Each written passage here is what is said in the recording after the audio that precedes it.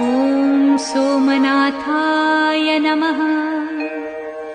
ॐ मल्लिकार्जुनाय नमः।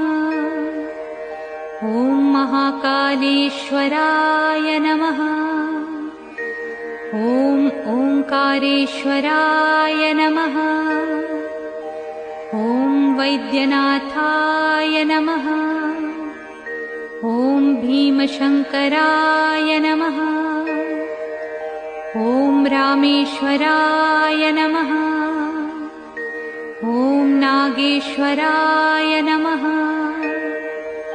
ॐ विश्वेश्वराय नमः। ॐ त्र्यंबकेश्वराय नमः। ॐ केदारेश्वराय नमः। ॐ भुस्मेश्वराय नमः।